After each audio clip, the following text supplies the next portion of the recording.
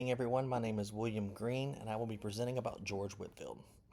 George Whitfield has been described as a pioneer in the commercialization of religion and Anglo Americans' first religious celebrity. Thomas Kidd notes the momentous shift in the trans-denominational nature of Anglo American evangelism exhibited through Whitfield's status as an Anglican minister, as it went against the sharp rivalry between Anglicans and dissenters.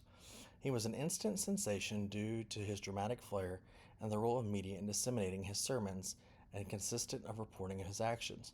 During Whitfield's first year of public ministry, his revivals saw an unprecedented level of widespread acceptance. Frank Lambert saw the not yet ordained minister become the best known evangelist in the Atlantic world.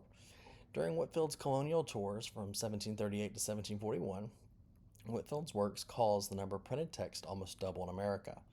The role these texts played was significant, as Thomas Prince Jr. noted the text of Whitfield's sermons arrived months before the man himself, resulting in Timothy Cutler asking for a shipment of orthodox text to attempt to neutralize the effects of Whitfield once he left. Frank Lambert, in his economically driven history, argues that the use of these techniques shows that Whitfield capitalized on the commercialism of the period to present his message of new birth through the Atlantic world. Whitfield would market his ministry by announcing where he would be next and presenting a narrative of the success of his revivals. However, these records are commonly seen as skewed when presenting the actual number of participants.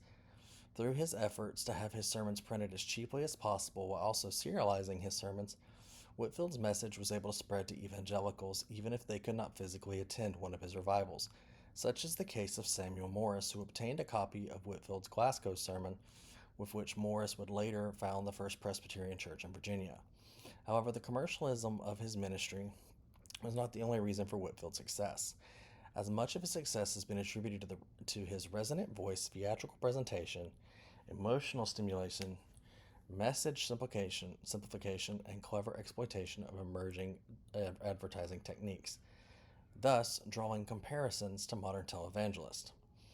Whitfield's speaking tours of the colonies implemented an innovative style of communications exhibiting a significant understanding of the trends of his audience, as he sought not to have published sermons that were too long, which would cause the reader to become weary, and to make his printed sermons cheaper to allow the poor to buy them. Whitfield redefined the social context in which public addresses took place. Harry Stout argues that Whitfield, through a rhetoric of persuasion, was able to reach the public at large. Overall, Whitfield implemented a style of public address that caught the American colonist all and got his sermons out to the people through his skillful commercialization and marketing practices. George Whitfield served to change the course of American Christian history, and his message of new birth reached the ears of those that were willing to hear in various social and economic spheres.